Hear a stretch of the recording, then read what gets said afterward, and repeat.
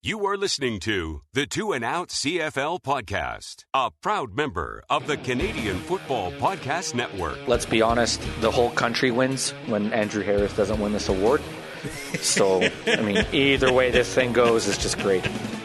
Grab some poutine and a double-double. It's time for the Two and Out CFL podcast. Now they have to kick it out, and they do! Every week, Travis Currah. Does anybody still care about this podcast? And Brazilian Ty. Hunters are people too. Talk fantasy football, bring you the latest in CFL news, and sprinkle in a little bit of nonsense. Are you kidding? This is unbelievable! Ready, set, hunt! And we are part of the Alberta Podcast Network, locally grown, community supported. I'm Travis Currah. Brazilian Ty is here. And Ty, it is episode 300 of the Two and Out CFL podcast. And yet again, I can't leave the table because I am back on a heater. The more things change, the more they stay the same. This far in, like we could be in a relationship like Lindsey Buckingham and Stevie Nicks, and we just can't quit. It's tension makes art. It's just secondhand news by this point. Nicely done. Nicely you done. Don't get it. I am in the hammer for the 108th Grey Cup. I am on the brink of falling asleep, actually. I went to this restaurant called Hamburger. There is nothing bad at that restaurant. Well, I didn't try everything. I tried. But wow. So the burger I had was a smash burger with garlic aioli, fingerling. Like they're basically like deep fried string potatoes. So they're like hickory sticks. And then they put Then they put some pot roast on there. Oh, what a burger. I don't understand how you're recording. I don't know how I am either. I also feel sorry for whatever rental car you get tomorrow to drive to Niagara Falls. Because they're gonna have to just burn that thing when you're done with it. My wife's already been complaining about sharing the room with me, so I have never been happier to sit on the couch and watch the NFR for 10 straight nights instead of coming to Grey Cup. Also, they got bacon. Instead of putting butter on popcorn, they put bacon fat on it with crispy bacon, Parmesan cheese, a little bit of green onions. Oh, like I could feel my blood pressure rising by every single bite I took. So I have a guest coming this weekend. I have the Dairy Queen coming for Grey Cup. Is he bringing Dilly bars? If he doesn't bring the cookie crumble middle to ice cream cakes, then I'm not letting him in. I was just looking up rib recipes. I'm like, what do I want? What kind of ribs do I want to make? And there was one that said that I needed 3/4 of a cup of bacon grease. And I was like, I'm going to click on that and save it for later because that is ridiculous. Instead of dumping it down the drain, I'll use it for cooking. I mean, it just makes sense. You know, we're 2 minutes into the show, and I don't know how we made it to 300 of them. If you've ever listened to even one, if you're listening to this right now, or you listened to us and we pissed you off and you never listened again, so there's probably no chance you'll hear this. Thank you. And I mean, without my mom downloading every episode, I don't know if we get here. That's true. And it's not just Ty yelling into a microphone. There are people on the other end. Yeah, I know. It's amazing. Episode Who am I? Should I elk that one? Absolutely not. I know he's a listener. I have to do it. Sorry. We need to open up a Patreon. What do you think? $2 a month? Uncensored Two and Out? Uncensored. I say we make it enough where I don't have to go back to work. Well, I was going to say, I'm not going to pay for it, so. Mind you, the way my last 4.5 weeks of gambling I'm gone, I might not have to go back to work. Hey, I like it. You're doing all right. Yeah. This episode, the 300th episode of Two and Out, is brought to you by the Well Endowed Podcast by the Edmonton Community Foundation. Hello, I'm Elizabeth Bonkink. I'm Andrew Paul. And we're the hosts of the Well Endowed Podcast. The Well Endowed Podcast is produced by Edmonton Community Foundation, or ECF as we call it. ECF provides grants to charities through the endowment funds we create and manage with our donors. Hence the title of our show, The Well Endowed Podcast. Every month, we bring you a collection of stories and interviews with fascinating guests who are working to make Edmonton a strong, vibrant city to live in. Through these stories, we look at the space where endowments intersect with your communities. So if you're interested in the people and issues impacting your community, check out thewellendowedpodcast.com. In the Huddle with Currah and Ty on the Two and Out Podcast. All right, before we talk about the 108th Grey Cup, I don't want to talk about this too much, but man, things got crazy. Things got crazy after the Argos and Ticats East final, including, I know they call him the VP of player personnel in Toronto, John Murphy. Let's face it, he's the general That's a GM manager role. of the Toronto Argonauts. Man, he was getting into it with fans. He was in a shouting match with fans. Man, and those players, honestly, from all the videos I've seen, I thought that they were pretty patient. Like I don't even. That's one way to put it. Yeah, getting beers thrown at them left and right, and I know the players were giving it back to the fans. End of the day, ugly scene after the East final, and I don't know what's going to come out of this, but I'm sure they're trying to kind of stretch it out and deal with this after the Grey Cup.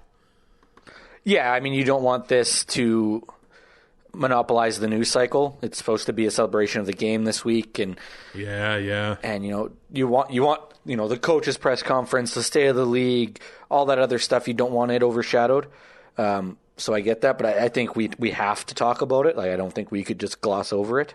That wouldn't be fair. I mean, we're not going to spend an hour on it, but I got no problem with yelling stuff at players. But once you start throwing stuff at them and jumping barriers, I think they have every right to beat you to within an inch of your life. And I think you got to be careful with things like these, because if you see a 10-second clip, it's really easy for that clip to be painted in one direction, but then all of a sudden the 5 or 6 minutes come out and you see, there's the context. I honestly don't think, it would be rare, and it has happened where a player would be the one to initiate stuff. But the minute that guy jumps that fence, it's not like he's going to shake their hand. I know. Like, he's lucky his jaw's not broken.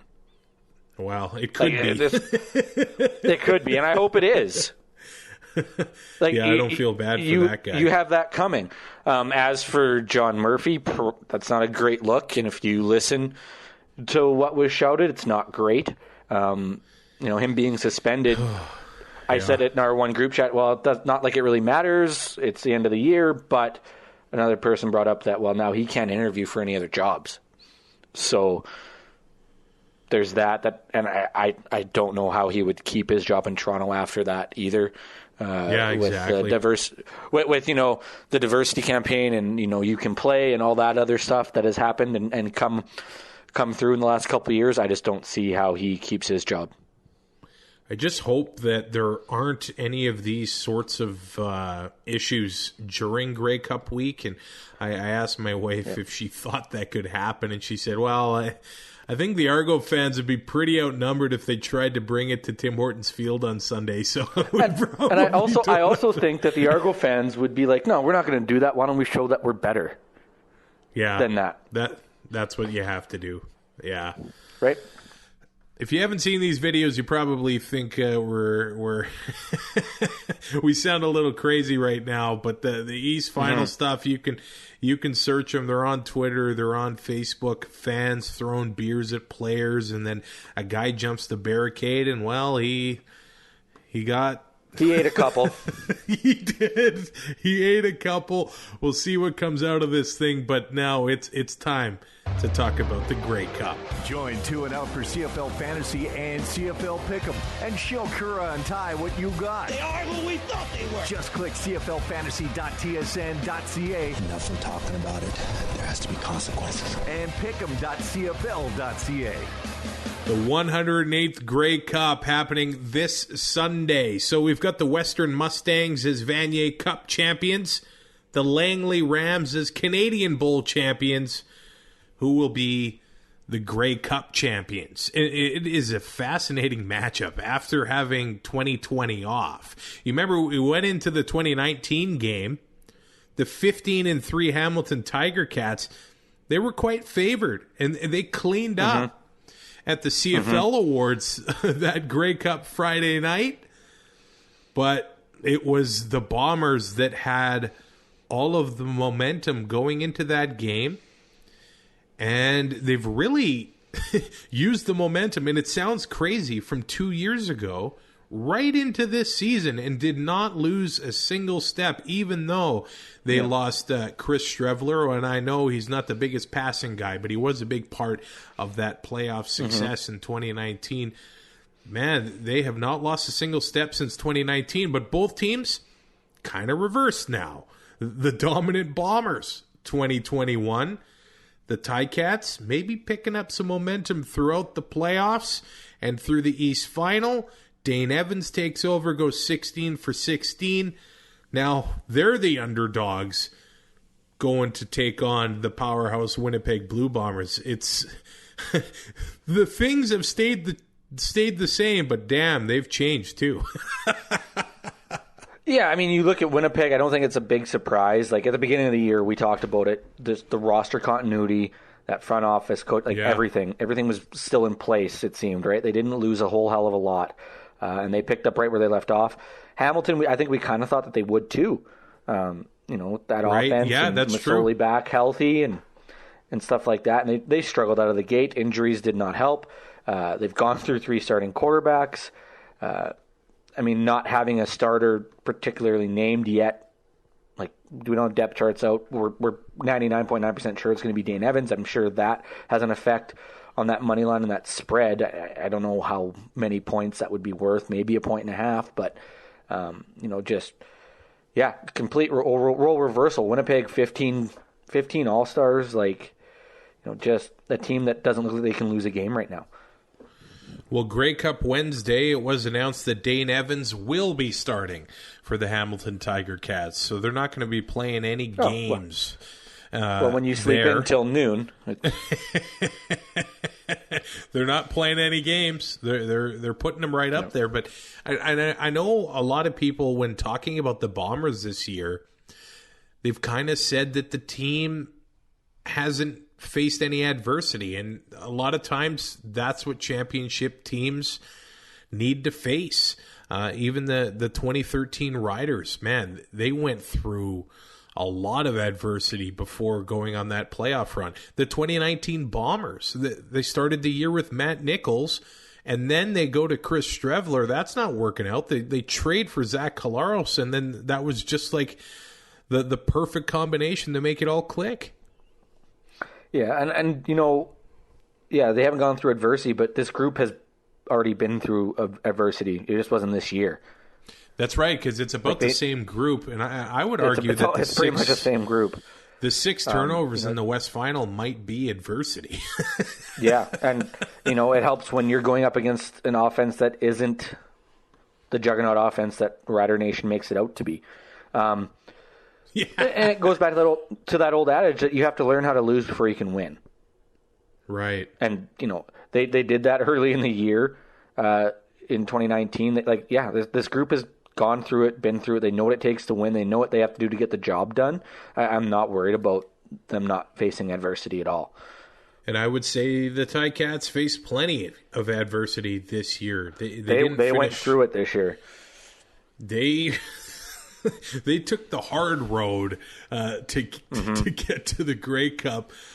But they've got so much talent on that team. There's a couple stats that have been pointed out. Tunde Adeleke is playing in his 4th season in the Canadian Football League, which, by the way, might be one of the best defensive backs in the league, Canadian or not. And it's also he's up there for sure. It's also his 4th Grey Cup appearance. Yeah, that's not bad. So if he misses the big game, what does he do? Does he retire? I think you have to at that point. Now, Jagarrett Davis is in his 5th Grey Cup game? Yeah, in a row. Wow. At some point, you just get used to just playing in the Grey Cup all the time. Yeah, and Delicate, 4 years, 4 Grey Cups. Jagarrett Davis, 5 years, 5 Grey Cups. Wow. They don't know anything else. So, 2016, Jagarrett Davis. Calgary. Calgary ends up losing to Henry Burris and the Ottawa Redblacks in Toronto. And then Marquay McDaniel, or not Marquay McDaniel, who fumbled in 2017? Kamar Jordan. Kamar Jordan fumbled in 2017 to lose Calgary that Grey Cup. In the snow, the Argos win that. 2018, they win the Grey Cup against Ottawa in Edmonton. Hit the under. No doubt. 2019, he loses the Grey Cup to the Stampeders. He doesn't have the best Grey Cup record. To the Bombers. Yeah, to the Bombers. Yeah. He doesn't have the best Grey Cup record. At least he's got, the one win. He's no Michael Jordan. Yeah. And you know what? His East Final game might have been his best game of the season. So he's playing good football right now. That defensive line for Hamilton in the East Semi and the East Final were outstanding. Yeah. They were just phenomenal. Yep. And you know what? I see how Saskatchewan's defensive line gave Winnipeg fits in the West Final. And really put Collaros under pressure. I don't see a reason that the Ticats can't do the exact same thing. No, they're going to leave, or not leave, but be able to get Bryant and Hardrick on an island with that interior pressure that they're able to bring and make those one-on-one battles. And yeah, they're really good, but if they're continuing one-on-one battles and they can't get help from a guard, you're going to have to start bringing guys in. Sorry, whether it's a receiver or a fullback, or even like keeping Andrew Harris in the backfield to help with blocking, because these guys can get there with 4, and it just doesn't seem to matter who you match up against them. The Tiger Cats were actually better against the West than they were against the East. They were 500 against East Division teams, 4-2 against the West. But these two teams did play in week 1. And I think that was, the game where we learned that maybe this season is going to be a lot of hitting the under. It was a low-scoring affair, but the Bombers really shut down the Ticats in that game. The X factor, of course, and we'll get to it, is the home field advantage. The Ticats 5-2 at home this year, and the Bombers a more human record on the road, 4-3. Of course, a couple of those losses were not meaningful games. One in Montreal, one in Calgary at the end of the year. One was in Toronto in August. The Nick Arbuckle-led Toronto Argos shocked everybody and beat the Bombers there. But the Ticats, 3-point underdogs here. Where do you see that line going throughout the week? 3 points. I mean, I hate that spread. Just because it feels like the home team usually just gets 3 anyway. These two, I don't see it moving that much. Like I see the money kind of going both ways just because of those defenses. People just aren't 100% sold on either offense right now. Yeah, and I think that's fair. Like, as of recording, it doesn't look like weather is going to be a factor for the game.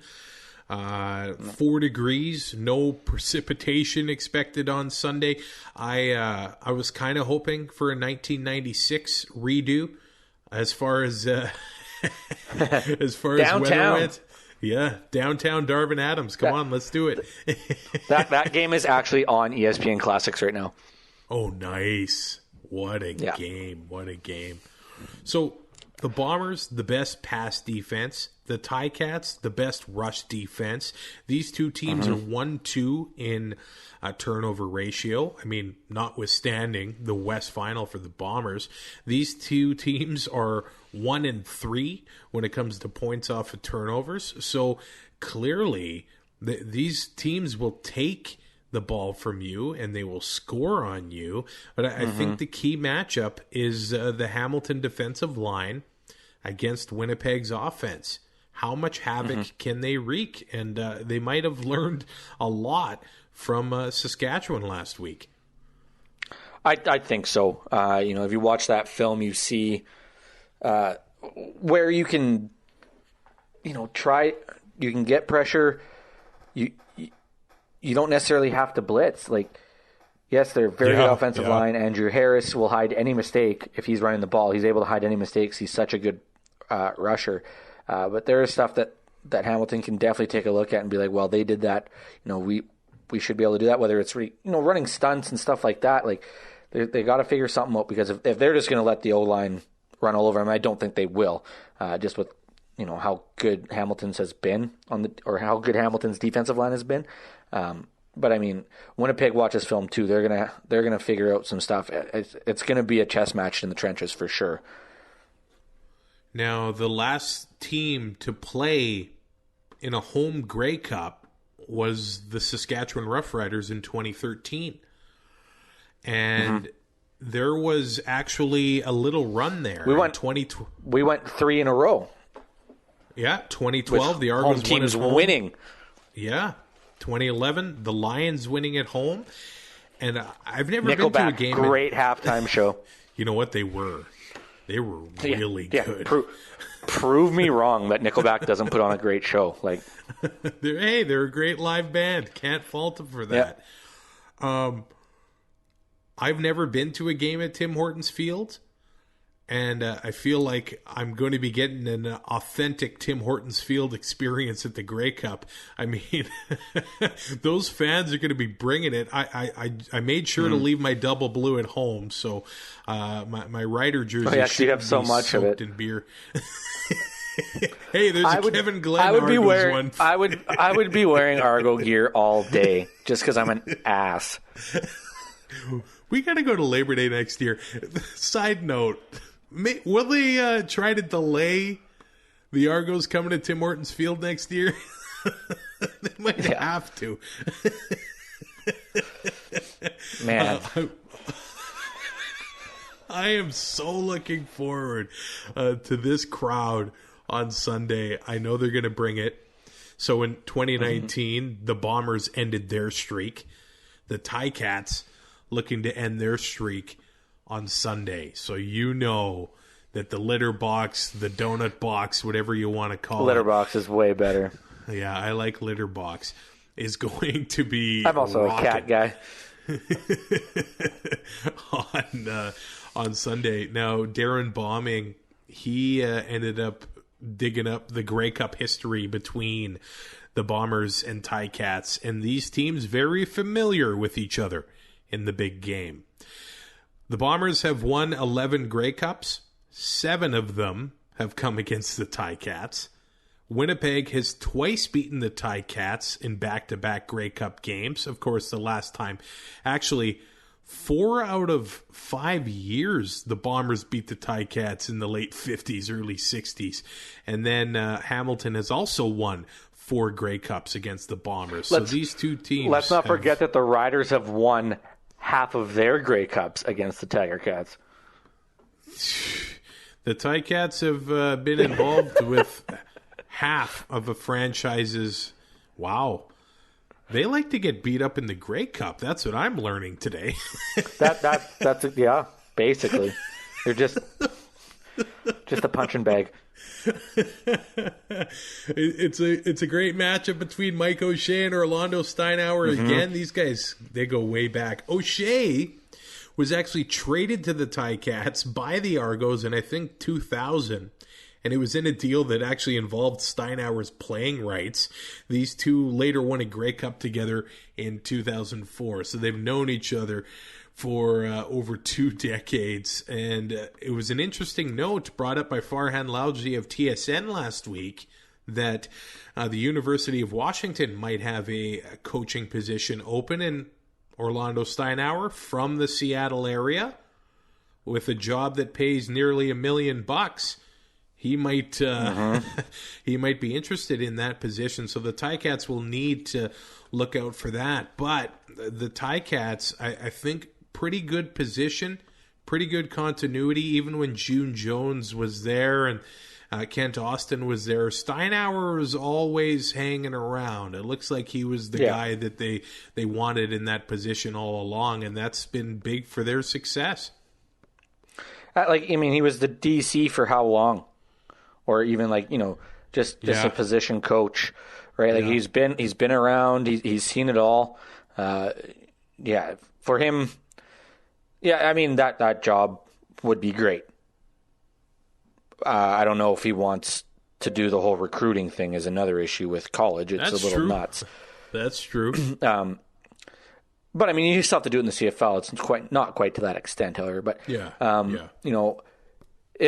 if that is something that Tiger Cat fans are worried about, then they got to be not that they're not hoping, but if they win this Grey Cup, I almost feel like it's more of a likelihood, because it'd almost be that mission's finished, time to move on. Yeah, there's some coaches like that, always looking for the next challenge. Oh, and speaking of that, and how when you're coaching a NCAA team, you're basically a GM. Oh, yeah. With the Argos getting rid of Murphy, I think they kind of have their next guy in line already, do they not? I did not think of that. He might just be staying in the 6. Yeah. I hear a position might have opened up. Oh, it's going to be another fascinating and actually an important offseason in the Canadian Football League. But we got one more game to go. The Bombers actually come into this game pretty healthy. But down a backup lineman. Right. Which I don't think it's going to be that big of an issue, but... Yeah, it seemed like they had one player unvaccinated, so not able to make the trip to Hamilton. Yes, not a starter, but you never know what if something can pop happens. Up exactly. Especially O-line. Exactly. Could be a factor there. Andrew Harris was practicing on Wednesday. Yeah, he's going to play. Don't believe the game-time decision stuff. Look what he did in the West Final. He's playing unless he sprains an ankle or does something stupid in practice or walkthroughs. Yeah, absolutely. Slips on ice. I almost packed it here in Hamilton once already. And you know what I'm going to be watching, Ty, because in 2019, Willie Jefferson was all over Chris Van Zyl. Yeah, all over him. I might have been a little hard on him post game, but Willie's just that good that he made him look that bad. Yeah, I'm not going to feel bad for anybody that gets worked over a little bit by Willie Jefferson. The guy is an absolute monster. But Brett Boyko, you know what? He handled him pretty well in the West Final. Yeah. And Jefferson, we haven't really been hearing his name as often, I think, as we did in 2019. I think that's going to be a factor. They're going to need to get him going in this game. Yes. Those ends, they don't have Drake Nevis in the middle anymore to eat up, the double teams and leave Jefferson or Jack open or not open, but in one-on-one matchups, right? They're able to kind of shut down those ends because they don't have quite the push from the middle. So if they got to figure out, whether it's a blitz or a stunt here and there, like ways to get Jefferson in those single matchups and those one-on-ones, because it's not that he's becoming a non-factor. Like, teams are having to worry about him still. I think that's the issue, is that they're doing what Bill Belichick used to do, and still does. Pick one guy, shut that guy down. We'll deal with the rest. And that's kind of what teams are doing with Willie Jefferson now. They don't care what it takes. Stop him. We'll deal with the rest of the defense. We'll make it work. Of course, I acknowledge Willie Jefferson does more than just rush the quarterback. Like that wingspan of his. Yeah. He'll drop back and throw his arms in the air, and it's pretty tough to throw around those. So yeah, he's definitely a menace in that way as well. As far as Hamilton goes, we'll see what they're going to be doing with the roster on Sunday. Braylon Addison practicing for a third week in a row. He's still limited, but in the East Final, who do you take out? Well, I know that is the question, and they had to do some ratio shuffling already to get Don Jackson in there, and I think they want to keep him in.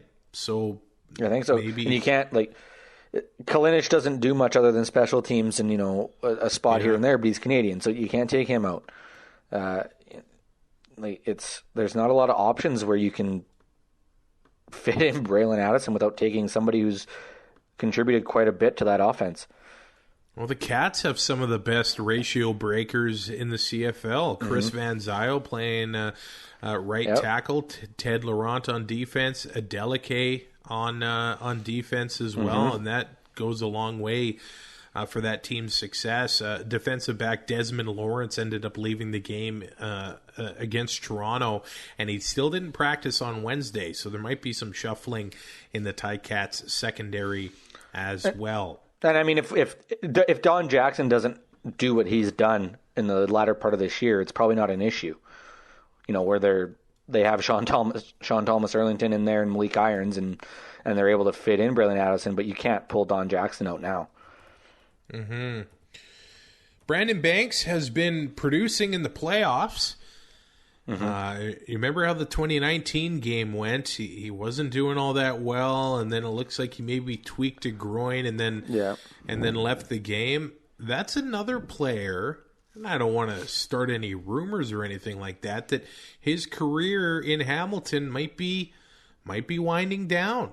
In the East Final, he had 3 catches for 63 yards, and then against Montreal in the East Semi, he had 5 catches, 58 yards, and a touchdown. He also had a touchdown against Saskatchewan in the last week. So he's been producing more, and he's been making big, timely plays. Right now, he'll be big to get him going against Winnipeg, but he's going to be working maybe against Winston Rose, and he's been playing well since coming back. That is not a fun matchup if you were Brandon Banks. Nope, it is not at all. All right, Ty, let's do our predictions for the CFL awards that are happening this Friday. Let's start with Coach of the Year, Ryan Dinwiddie versus Mike O'Shea. I think we can both agree it's going to be O'Shea. Yeah, this comes up every year in the NHL too. Like, as much as I hate Mike Babcock and I think he's an absolute POS, the fact that it's way tougher to repeat than get a rebuilt roster and have more success than you did the year before. That's all that the Coach of the Year, the Jack Adams Award in the NHL has become, is who has the biggest improvement. Sustained success is way more important to me. And I think as much as Dinwiddie, it's a great improvement. He's made terrible coaching decisions. He shouldn't have won the game. Like, there's probably 2 or 3 games he should have lost based on his decision making alone. So I think it goes to Mike O'Shea, and it should be unanimous. Rookie of the Year, Jordan Williams or Peter Nicastro, offensive lineman for the Argos. Man, he got put into a rough spot starting at center. I just think Jordan Williams, the linebacker for the Lions, he had a great year, a ton of tackles, was all over the field. I don't think you can really go wrong with either choice. I think they're going to give it to Williams, though. I think so, too, but I would like to see Nicastro win it just because, he kind of got thrown to the Wolves. Yeah. And performed pretty damn well. Yeah. I think Devontae Dedmon, most outstanding special teams player, especially after... we don't even have to talk about it. Yeah, what happened to Rene Paredes in the West Final? Yeah. Most outstanding... Well, playoffs don't count. That's true. Yeah, that's true. Most outstanding offensive lineman, Stanley Bryant or Brandon Revenberg. I don't want to say that Stanley Bryant's job is just tougher because he's working at left tackle, but I'm going to say the blind side. His job's a little tougher. So Collaros, the fact that he has not missed a game due to injury for the Bombers. It's insane. Insane. I know. Like, he was written off as basically done, written off as an injury risk. And I think the only offensive line in the CFL that would be able to keep him healthy was the Bombers. They have done so. I think Stanley Bryant's a good choice. Yeah, I got no issue with that. Most outstanding Canadian, David Menard or Bo Lecumbo. I like both of these players. Oh. David Menard in Montreal. The sacks he was getting, and he's not even listed as a starter. Like, right? He's just a rotational guy, and he had 8 sacks on the year. I would love to see him win. Yeah, I think that'd be awesome. Let's be honest, the whole country wins when Andrew Harris doesn't win this award. So, I mean, either way this thing goes is just great. Most outstanding defensive player, Adam Bighill or Simone Lawrence? Oh. Wow. Simone's a game changer, man. Big Not Hill saying might be the best Adam Bighill isn't, in the but league. Holy man. It's too close. Like, you can't. I think they're going to give it to Simone. I think so, and I think that there's just so many pieces to that Winnipeg defense. Yeah. And Hamilton's defense too, but I mean, they don't get talked about nearly as much. They don't. I think your boy, Zach Collaros, is going to beat William Stanback for the Most Outstanding Player Award. Yeah. I'm done hating it. I'm done hating on it. Like, it's going to happen. Just got to learn to accept it. It's going to be a 2-time Grey Cup champion as a starter. And an MOP. Wow.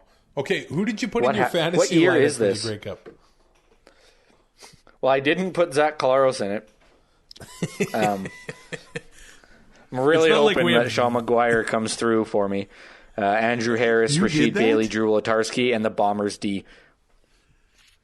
I got Dane Evans, Don Jackson, Janarian Grant, Stephen Dunbar, and the Ticats defense. Oh, I wonder who you're picking. I'm all in on the Ticats here. This is, again, reversed roles from 2019. Yeah. 100%. I've already placed my bet before the line moved. I am sticking with it. I am ready to go. I see the 13th man as the litter box crowd. I see the 14th man as Big Angelo Mosca watching from above. I see the Ticats defense getting all over Zach Collaros and them. What is this, winning. A Disney movie? Yeah, you might as well cast Kevin Costner already for the role of Andre Proulx in the movie. I hope that he is reffing. That's Sunday. Not a bad. And then get Cole Hauser as Dane Evans. Yeah. This is a movie I would watch. I'm picking the Hamilton Tiger Cats. I don't think they're going to crush them, but they can win. Mostly it's because I really want to see Winnipeg lose.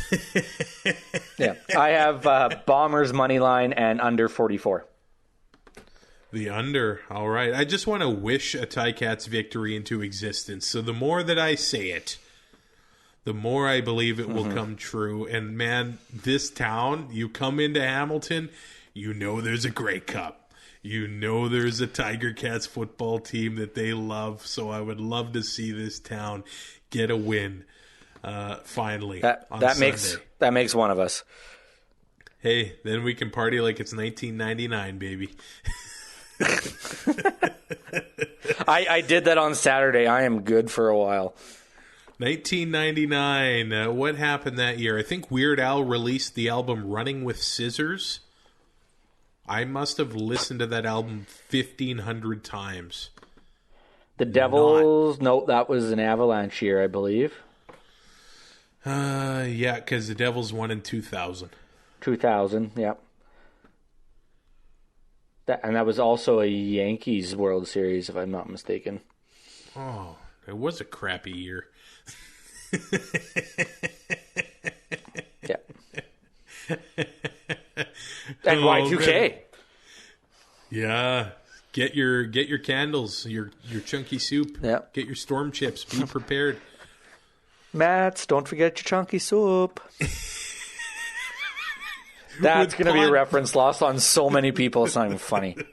It's lost on me, but I love chunky soup. So the Matt Sundin chunky soup commercial. Oh, that! It's almost as good as Gretzky and Sundin. You want that backhanded? With Pod Power, our sponsors are making it possible for us to amplify the voices of Albertans and Alberta podcasters. This episode, Edmonton Community Foundation is helping us give a Pod Power shout-out to Overdue Fines, and that's an Edmonton Public Library podcast. Bryce Crittenden and Carolyn Land host conversations about books, movies, music, pop culture, and other interesting news about Edmonton. It's a great way to learn more about what's happening at EPL and about how you can use your library card to access all of EPL's in-person and online services. To listen and find out more about Overdue Fines, head to epl.ca/podcast. The 108th Grey Cup is coming in on Sunday. Ty, I can't believe this. So Tune Out actually had an invite to like a catering preview for the Grey Cup, but it was last Friday. Obviously, it wasn't in Hamilton yet. So they're going to have cookie dough available. I think buffalo, like chicken poutine kind of thing. It looks like they're going to have some good food at the stadium. And I can't believe I'm saying this. Ty is hosting a Grey Cup get-together, and he's actually, like, having ribs and chicken wings. He's not just nuking, pizza pops. You're a different man. Well, we're having ribs Saturday while we watch the championship go-around for the NFR. I told Sheldon if he comes here, he's got to watch rodeo and UFC. I don't care if he likes it or not. Imagine if I could gamble on it. But we're doing ribs Saturday, and then Sunday I'm smoking salmon, making candied salmon and chicken wings. I went to PV Mart today and I had to get a cart. I had to get a cart at PV Mart. What did you buy? I bought like 8 bags of pellets and a bunch of rubs and stuff like that. Then I had to get a cart at Canadian Tire for all the 5-gallon buckets. Like, man, my life has just turned upside down. I don't even like leaving the house anymore. Sports gambling has paid off. Yeah, the smoker is basically free. It's a pellet grill. It's not a smoker. Yeah, I just won another so last night I won like $400. I won another $270 tonight. So yeah, I'm gonna have to cash out again here soon. Well, my e-transfer email, buddy. You know my e-transfer. Yeah, I'm still waiting for you to send me some. Thanks for being with us for 300 episodes. Rate, review, what is wrong with you people? To Tune Out on your favorite podcatcher. We'll talk to you after the Grey Cup. Thanks for listening. Find more great shows like this at CF Pod Network on Twitter.